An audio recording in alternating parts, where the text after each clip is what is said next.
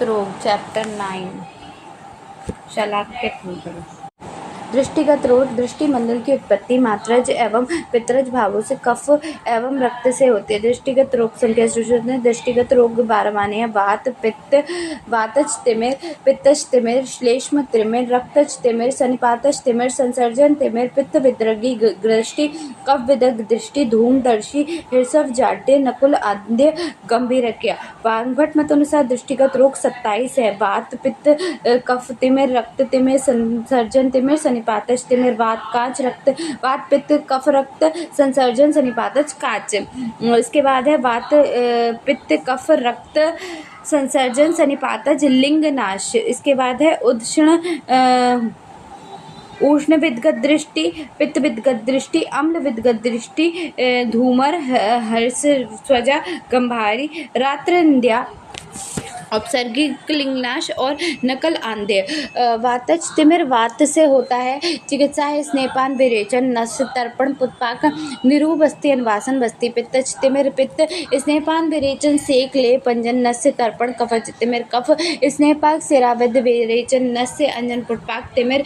रक्त तिमिर रक्त पित्तज तिमिर पित्त के समान सनिपातज तिमिर त्रिदोष स्नेहपान नस अंजन शिरोबस्ती। परिमलाय तिमिर रक्त पित्त रक्त पित्तज तिमिर के समान चिकित्सा पित्त विदगत दृष्टि पित्त पित्तज अभिषंद के समान कफ कफ कफज अभिषंद के समान धूमदर्शी पित्त घृतपान अंजन नस्य तर्पण की समान चिकित्सा करनी चाहिए। हिरसव जांड्य पित्त असाध्य चिकित्सा होती है। नकुलांध्य त्रिदोष असाध्य की चिकित्सा है। गंभीरिका वात से असाध्य की चिकित्सा है। दृष्टि का लक्षण मसूर दल के समान आकृति वाले दुविंद आकृति पंचमहाभूत के प्रसाद भाग से बनी हुई खगोल जुगनू तथा अग्निकण के समान आभा वाली नाश रहित तेज से युक्त बाहर से कई पटलों से आवृत किंतु छिद्र के स्वरूप की तथा शीघ्र आहार जिसको हितकर हो उसे नेत्र चिकित्सक दृष्टि कहते हैं। दृष्टि रोग बाहर माने गए हैं तथा चारों पटलों में धोने वाले तिमिर रोग का लक्षण है।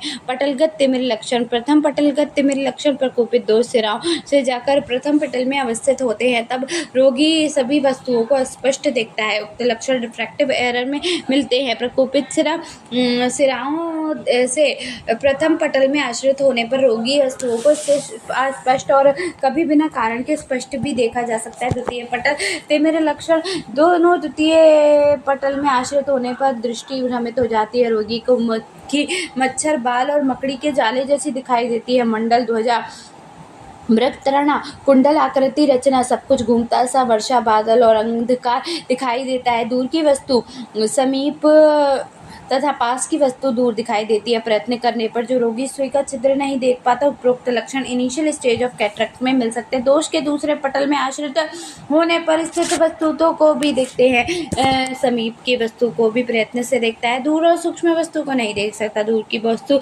समीप तथा समीप की वस्तु दूर दिखती है। दोषों के मंडल रूप में स्थित होने पर वस्तुओं में मंडल के जैसे गोल देखता है। दोष की दृष्टि के मध्य में स्थित होने पर एक वस्तु के दो रूप दिखाई देते हैं। दोषों के बहुत स्थानों पर स्थित होने पर एक वस्तु के अनेक रूप देखते हैं। दोष के दृष्टि से अनेक आश्रित होने पर छोटे से बड़ा और बड़े से छोटा दिखाई देता है। दोषों के नीचे स्थित होने पर समीप की वस्तु को नहीं देखता तथा दोष के ऊपर स्थित होने पर दूर की वस्तु को नहीं देख सकता। दोष के पार्श्व में स्थित होने पर पार्श्व की तथा वस्तु नहीं देख सकता। इसको तिमिर संज्ञा दी गई है। तृतीय पटल गत तिमिर लक्षण दोष तृतीय पटल पर स्थित होने से रोगी ऊपर की वस्तुओं को देख सकता है लेकिन नीचे की वस्तुओं को नहीं देख सकता। वस्तुतः बड़ी वस्तुओं को कपड़े से आच्छादित देता है। कर्ण नासिका और अक्षी से युक्त व्यक्ति को उनके विपरीत अर्थात उनके रहित या विकल्प स्वरूप में देखा जा सकता है। दोषों में बलवान होने से दृष्टि का रंजन होता है। दोषों की स्थिति नीचे इसके हिस्से में हो तो समीप की वस्तुओं को नहीं देख सकता है एवं दोष की स्थिति ऊपर हो तो दूर की वस्तुओं को देख सकता है। पार्श्व में दोष स्थित होते हैं। पार्श्व की वस्तुओं को देख नहीं सकता। दोषों की चारों तरफ स्थित होते हैं। परस्पर मिश्रित वस्तु है। दृष्टि के मध्य में दोषों की स्थिति होने पर एक वस्तु के दो रूप तथा दोष की स्थिति दोषी के दो स्थानों पर होने पर से एक वस्तु के तीन दोष देखता है। यदि दोष की स्थिति ठीक रूप से न हो तो एक वस्तु के अनेक रूप देखता है। इस अवस्था में सुश्रुत ने तिमिर के नाम से कहा गया है। उपरोक्त लक्षण कैटरेक्ट की इमेच्योर स्टेज में मिल सकते हैं। दोषों की तृतीय पटल में स्थित दोष होने पर कांच संज्ञा दी जाती है। रोगी ऊपर की ओर देखता है, नीचे को नहीं देखता, वस्तुतः को पतले कपड़े से आच्छादित देखता है। दृष्टि के वर्ण का परिवर्तन होने पर दृष्टि शक्ति कम होती जाती है। तृतीय पटल में दोष होने पर सुश्रुत ने तिमिर संज्ञा दी है, जबकि वांगभट ने काच संज्ञा दी है। चतुर्थ पटलगत तिमिर लक्षण दोष चतुर्थ पटल में स्थित होने पर उनकी संज्ञा लिंग नाश होती है। तृतीय दृष्टि पूर्णतः अवरुद्ध हो जाती है तथा रोगी अंधकार से अनुभव करता है। यदि रोशना रूढ़ हो तो रोगी चंद्रमा, सूर्य, नक्षत्र, बिजली को आकाश में देखता है तथा प्रकाशवान वस्तु को स्पष्ट रूप से देखता है। इस रोग को लिंगनाश नालिका का या कांच कहते हैं। उपेक्षा करने पर दोष चतुर्थ पटल में स्थित होकर दृष्टि मंडल को ढककर लिंगनाश उत्पन्न करते हैं। In modern it is correlated with mature cataract कह सकते हैं। दोष अनुसार तिमिर लक्षण वातज के लिए वातज में प्रत्येक वस्तु को घूमती हुई सी मलिन रक्तवर्ण और वक्र देखता है। वातज तिमिर में रोगी टेढ़ी मेढ़ी देखता सकता है, वस्तुतः को घूमती हुई मलिन अरुण वर्ण तथा कभी स्पष्ट देख सकता है। जाला, बाल, मच्छर, किरणें देखता है। इस अवस्था में अपेक्षा करने पर वातज कांच में परिवर्तित हो जाता है तथा वर्ण अरुण भासता और मुख को नासिका से रहित देखता है। चांद दीपक को बहुत रूप में देखता है। टेढ़े को सीधा तथा सीधे को टेढ़ा 5 बार बढ़कर दृष्टि को धूल तथा धूम से आवृत कर देता है। दृष्टि स्पष्ट अरुण की विस्तृणा या सूक्ष्मता देखने में असमर्थ होती है। इस अवस्था को वातज लिंगनाश कहते हैं। पित्तज तिमिर पित्त तिमिर में रोगी सूर्य, इंद्रधनुष, जुगनू, विद्युत, मयूर के पंख के समान विचित्र रूपों के साथ कृष्ण वर्ण की वस्तुओं को देखता है। पित्तज तिमिर में रोगी बिजली, जुगनू के सदृश, आभा, मोर व तीतर की पिच्छा के समान प्रायः नील वर्ण को द्रव को देखता है। कांच रूप में पड़ता होने पर दृष्टि कांच नील वर्ण को ही देखता है तथा वस्तुओं के नीलवर्ण की देखता है तथा सूर्य, चंद्रमंडल, अग्नि की किरणें, इंद्रधनुष देखता है। पैतृक लिंगनाश में दृष्टि भ्रमर के समान नीलवर्ण की तेज रहित और स्निग्ध होती है। कफज तिमिर में रोगी द्रव्यों को स्निग्ध श्वेत वर्ण, श्वेत बादल के समान श्वेत और सफेद बादल सदृश देखता है। आकाश में मेघ न होने पर मेघ चलते हैं। रोगी ऐसे पदार्थों को देख सकता है जो बहुत छोटे ना हो। संपूर्ण पदार्थों को जल में डूबा हुआ देखता है। पदार्थों को स्थगित जब कपड़े से देखता है। कफज तिमिर रोग में रोगी प्रायः वस्तुता को चमकती हुई और श्वेत देखता है।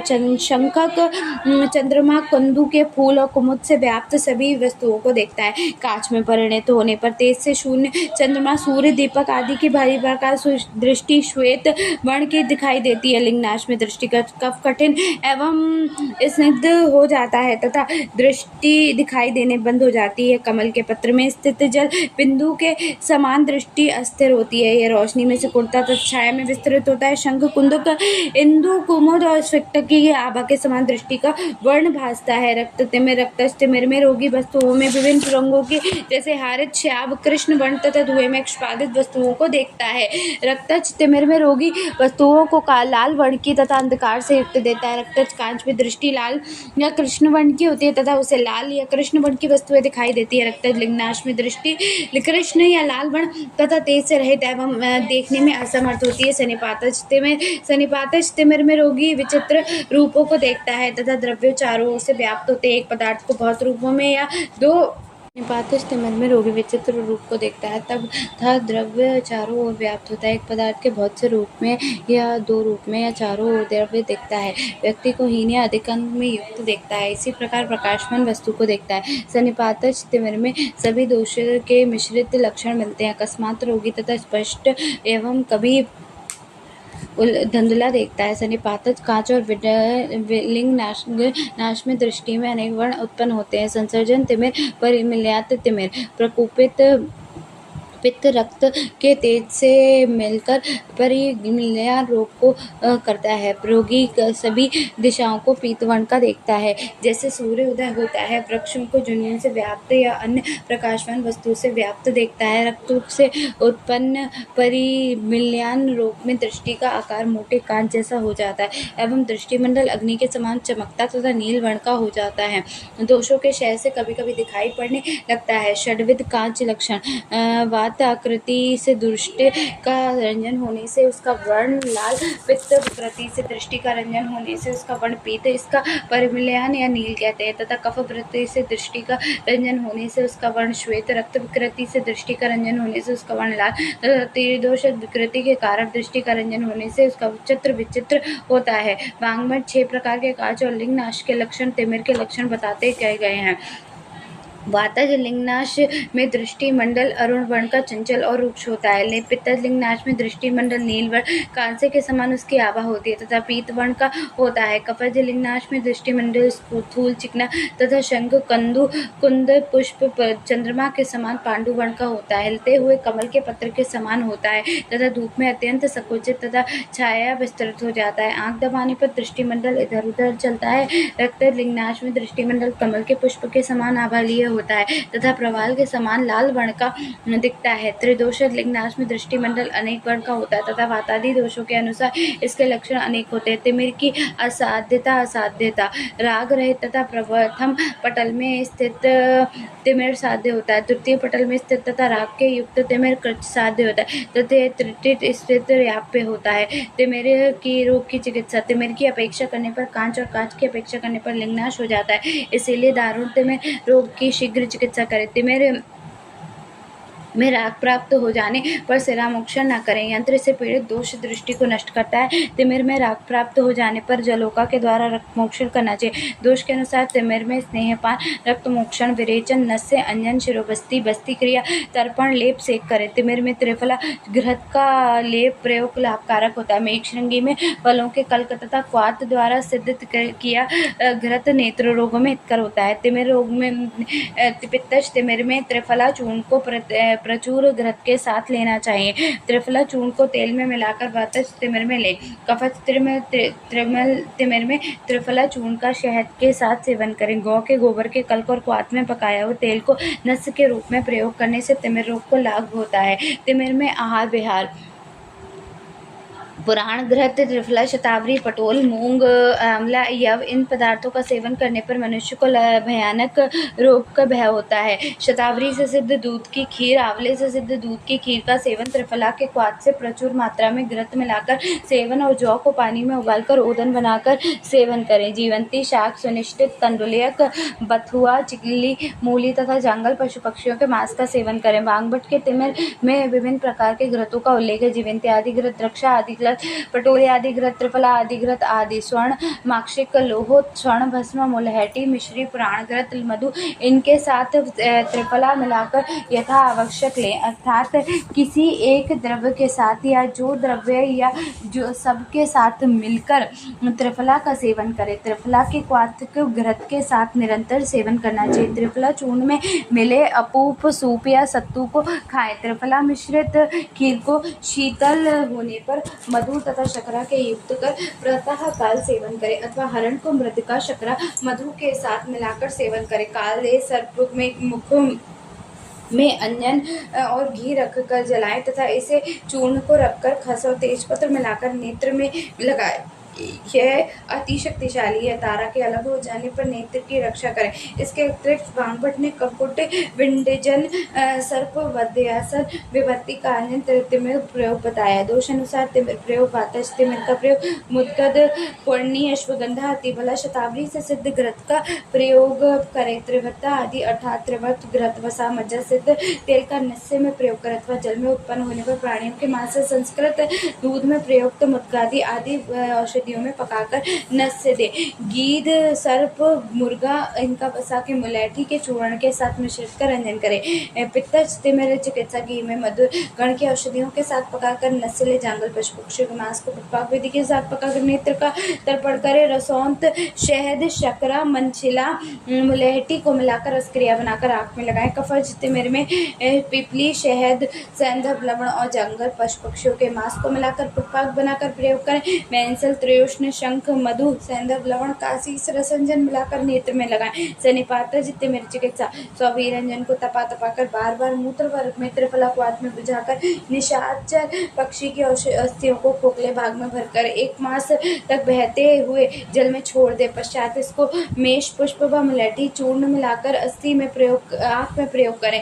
रक्त तिमिर व पारिलिम तिमिर की चिकित्सा। रक्तज तिमिर पारी मल्यानि तिमिर में पित्तज नाचक क्रम करें तथा तर्पण नस्य पुटपाक इत्यादि दोष के अनुसार अभिष्यंद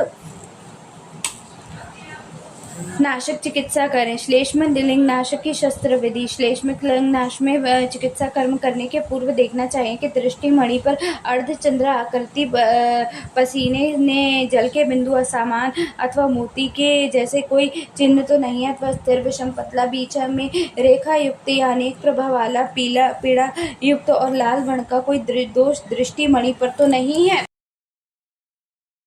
अच्छी प्रकार से पका हुआ कपज लिंगनाश जिसमें कुछ दिखाई न दे, आवर्तकी आदि 6 उपद्रवों से रहित लिंगनाश का वेदन करें।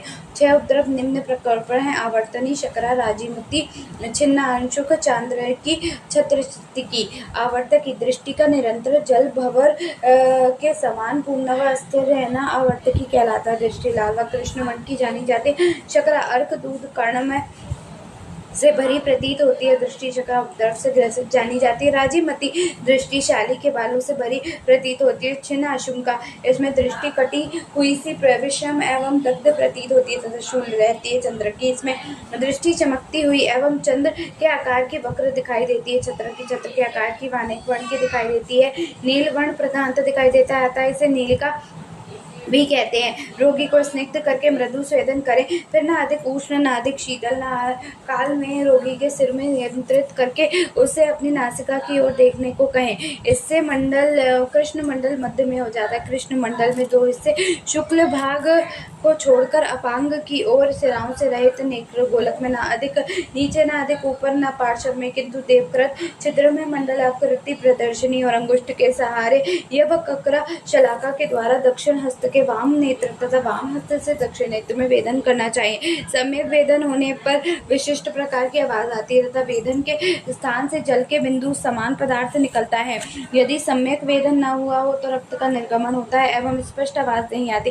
वेदन के बाद विधि स्थान को स्त्री दूध से सिंचित करें। दोष स्थिर अथवा जल को बाहर की ओर से स्वेदन करना चाहिए। शलाका का सम्यक निश्चिकरण करके वातनाशक एरन पत्र आदि से स्वेदन करें। उचित शलाका के प्रयोग से लिंगनाश को भेद कर बाहर निकालना चाहिए। शलाका के अग्रभाग में दृष्टि मंडल का लेखन करें। पश्चात दूसरी आंख जिसमें शस्त्रकर्ण न हुआ हो, नासिका चित्र को बंद करके छींक जिसे कफ का निर्णय हो जाता है। मेघ रहित आकाश में सूर्य के चमकने के समान दृष्टि पर चमकने लगती है तथा किसी प्रकार की पीड़ा न होते हुए सम्यक लक्षण समझे।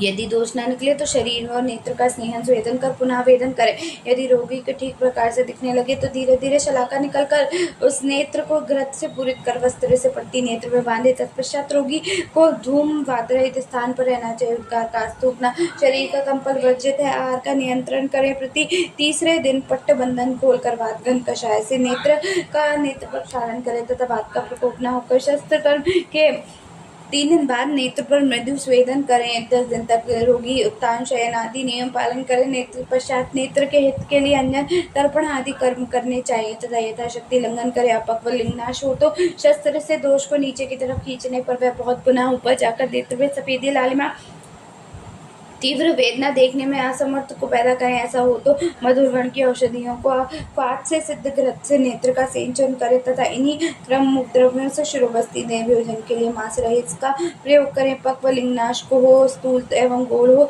तब उस पर शलाका का अग्रभार लगाते दोष नष्ट हो जाते हैं। जैसे हवा पतले मेघ को शीघ्र उड़ा देती है। तरुण दोष को भेदन होने पर, सिर पर आघात लगने से, व्यायाम करने से, मैथुन से, वमन से, मूर्छा से एवं क्रोध करने से दोष से फिर दोष उत्पन्न होते हैं। दृष्ट अभेद उपद्रव उचित वेदन न करने से तथा अहित आहार विहार का सेवन करने से नेत्र में नालिना, शोथ, अबुर्द, चोष, मांस की वृद्धि, नीचे की ओर देखना तथा अधिमंत तथा आदि रोगों की उत्पत्ति होती है। प्रशस्त लिंगनाश की शलाका की लंबाई 8 अंगुल लंबी एवं मोटाई अंगुष्ठ के उदर के समान तथा अंतिम भाग पुष्प की कलिका के समरूप का तथा ताम्र व लोहे या स्वर्ण की शलाका होनी चाहिए। आधुनिक तिमिर में कैटरेक्ट कह सकते हैं। Lens is a transparent biconvex crystalline structure suspended between iris and vitreous. It is suspended by the sensory ligament of the lens or the zonula of the zen which is attached to ciliary body and the equator of the lens. The diameter is 90 9 to 10 mm, thickness 4 mm, and refractive index 1.39, and the weight is 250 mg, and the dioptric power is 15 to 18 D.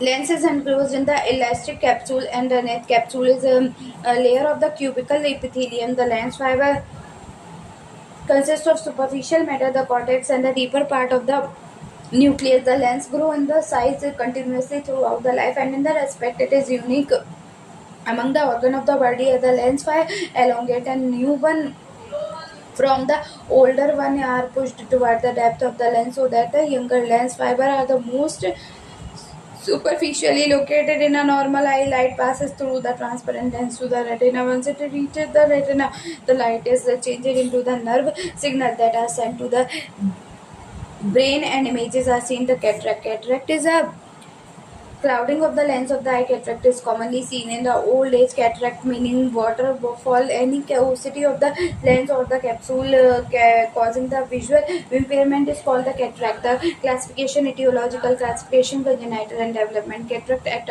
acquired cataract, senile cataract, traumatic, radiational, electric complication, metabolic, toxic, secondary, morphological cataract, anterior capsular cataract, posterior capsular cataract, subnuclear cataract, cortical cataract, nuclear cataract, polar cataract, congenital and developmental cataract present birth or in early childhood. Etiology, idiopathic. About 33% are idiopathic, hereditary, maternal factors, maternal malfusion, drug ingestion, maternal infection, radiation, fetal or the infantile factors, the deficient oxygen, metabolic disorder of the fetus, birth trauma, malnutrition in early infancy. Clinical type, puncture of blue dot is cataract. It is more common variety in with the multiple small blue spots are scattered all over the lens. Opposites are usually stationary and do not affect vision. Zonular or laminar cataract. It is characterized by the opacity of the one zone of the lens fiber. It is the most common type of the congenital cataract, presenting with a visual impairment. Coronary cataract usually common occur at the puberty. It is situated in the deep layer of the cataract and the superficial layer of the nucleus. Cataract. It is commonly occur at the puberty. It is situated in the deep layer of the cortex and the superficial layer of the nucleus. There are multiple club-shaped opacities near the periphery of the lens. As the opacities are situated peripherally, vision is usually unaffected. Total congenital cataract is very variety and may be unilateral and bilateral. The congenital capsular cataract, anterior capsular cataract are non-axillary, stationary and visual insufficient. Posterior capsular cataract are rare. Treatment or no treatment is required. If the vision is good, the complete bilateral cataract should be removed earlier. The critical period of the development of the fixation is between 6 weeks and the 6 months of the age. So the best time of the surgery is before this period to prevent the stimulus deprivation. No treatment is required if the vision is good. Complete bilateral cataract should be removed early, as the critical period for the development of fixation reflexes between 6 weeks and 6 months of age. So the best time of surgery is before this time period to prevent the stimulus deprivation amyloid. So senile cataract. This is the commonest type of acquired cataract. Etiology: the senile cataract is especially as a aging process. Through its exact etiologenesis is not clear. The various factors responsible are as follows: long-term exposure to the ultraviolet rays, secondary effect of the disease such as diabetes, smoking, dietary factors. Hereditary types are cortical soft cataract, nuclear hard cataract. The cortical cataract 75 to 80%. In this type of cataract, the formation of opacity starts in the cortex of the lens. Cortical cataract is the further two types: cuneiform and the cupulliform. Cuneiform 70% of cases, the cupulliform 75% of cases. Clinical stages of laminar separation, stages of incipient cataract: immature senile cataract, mature senile cataract, hypermature saline cataract, hypermature Morganic type, hypermature sclerotic type.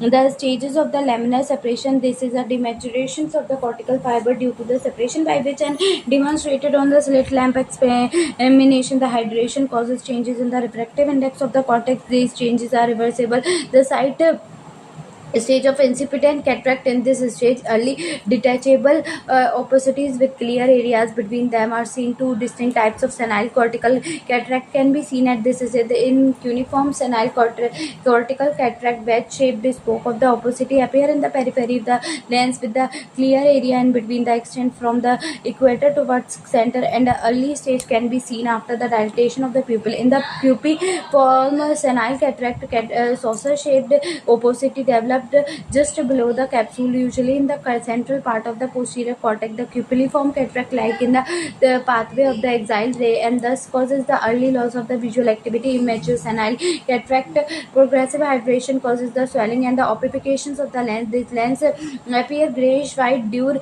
clear cortex and is still present, so iris shaped is seen. In some patients, due to the continued hydrated lens may swell, and this condition is called the immature cataract. Mature senile cataract, the entire cortex will become opaque and the lens become pearly white in color. Its iris shadow is absent. The hypermature senile cataract, HMSC, when the mature cataract is left untreated.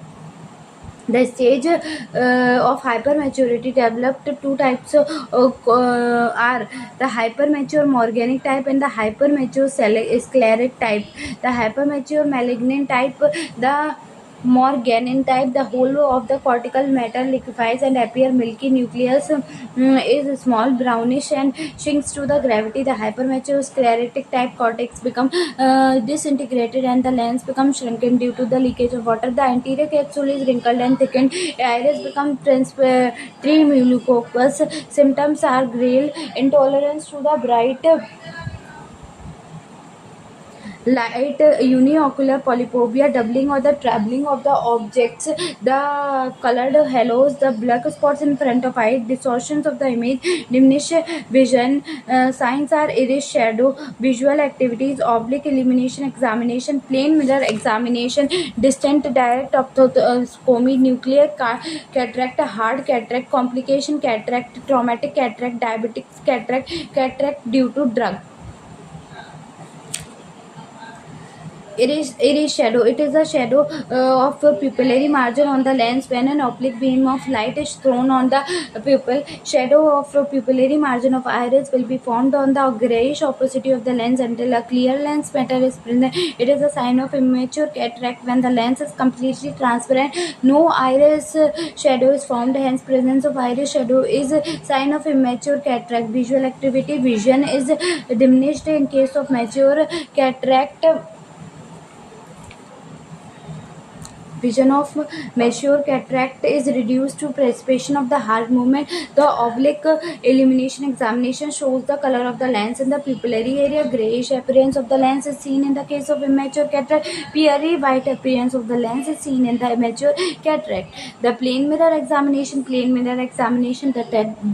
at the diminish of the 1 m shadow, black shadow against a red background. In case of immature cataract, no red glow is seen in the mature cataract. Distant direct ophthalmoscopy. Distant direct ophthalmoscopy is done by the direct ophthalmoscopy as a distant of 22 cm. Immature cataract shows black shadow against red glow. Mature cataract show no red glow. Nuclear cataract, hard cataract, nuclear cataract tend to occur earlier than the cortical vary. This is the most common type of age-related cataract. The nucleus becomes cloudy and obstruct the light rays. The lens appears brown or black due to the deposition of the melanin pigment, iris shadow, and present. This vision is reduced to the finger counting precipitation of the light. Complications cataract. It occurs as a result of pathology in the eye. The opacity starts in the posterior cortex in the form of the rosette with the polychromatic lusters. There is markedly impaired vision. Traumatic cataract perforate the corneal injuries and the occlusion cause the traumatic cataract. Rosette cataract is present in the posterior cortex. The diabetic cataract, this snowflake opacities appear in the cortex causing the milky white appearance. Cataract due to drugs, long continued applications The powerful miotic or the topical use of corticosteroids can cause the lenticels opticals. Removal of the drug may stop the progression and may cause the reversal of the cataract. Treatment of the cataract and adult treatment of the cataract, especially consists of the surgically removal. Types of surgical removal: extracapsular cataract examination, intracapsular cataract examination, extracapsular cataract examination, ECE. In this technique, major portion of the lens is removed, leaving behind intact posterior capsule. In ICE, intracapsular cataract examination, in the entire cataract capsular lens removed along with the capsule. Difference between ECCE and ICCE: ECC is considered as of choice over ICC and can be performed at all the ages except when the zonula are not intact, whereas ICC cannot be performed below 40 years of age. However, in ICAMP, ICCE is performed due to the lack of faculty of the microsurgery. ICC is a contraindication below the age of 40 years due to the strong capsule posterior chamber intraocular lens implantation. PCIOL can be done in ECC. Post-operative complications such as retinal detachment, cystole, macular edema, and etc. are less after ECCA. Different techniques of extracapsular cataract extraction: conventional extracapsular cataract extraction, manual small incision cataract surgery, MSICS, pharma emulsification. Conventional extracapsular cataract extraction: surgical step of conventional ECC. Superior rectus blink. The suture is fast to fix the eye in the backward gaze. Conjunctival flap is prepared to expose the limbus. The partial thickness groove or the gutter is made through about 2/3 of the depth of the anterior limbal area. For 10 to 2 o'clock, anterior chamber is entered with a razor blade knife. A viscoelastic substance such as 2% methyl cellulose or 1% sodium hydronate is injected into the anterior chamber to maintain the anterior chamber and protect the endothelium. Posterior anterior capsular, it can be performed by any one of the following methods: can opener technique, linear capsulotomy, continuous circular capsulorhexis, removal of the anterior capsule, the complexion of the corneoscleral section, the hydrodissection. After the Brilliant salt solution is injected through the peripheral of the anterior, and after this the nucleus can be removed by any of the following technique: pressure and the counter pressure method, irrigations via Vectis technique, aspirations of the cortex, implantation of IOL closer to the incision, the removal of the viscoelastic substance. Conjunctival flap is restorative, posted and secured by wet field category cautery. The subconjunctival injection of dexamethasone 0.25 ml and gentamicin 0.5 ml is given. Patching of eye is done with a pad and a sticking plaster. The manual small incision cataract surgery, MSICS. In this technique, ECC with intraocular lens implantation is done through a sutureless self-healing bulcular sclerocorneal tunnel incision. Phacoemulsification, PE. It is basically an ECC done with a soapfication instrument called the phacoemulsification. Here, the lens, nucleus, and corticometal are emulsified by the ultrasonic vibration, usually 1 mm titanium needle vibrating 40,000 times per second, and then removed by simultaneously controlled irrigation and aspiration. Finally, the whole posterior capsule and part of the anterior capsule are left intact as a capsular bag. The whole wound healing is more rapid and there is early stabilization of the refraction with the minimum or no astigmatation. It is difficult to perform in hard cataract grade 4th and 5th, and there is a high risk of corneal complication due to more use of phago energy. The advantages of phacoemulsification over conventional ECC.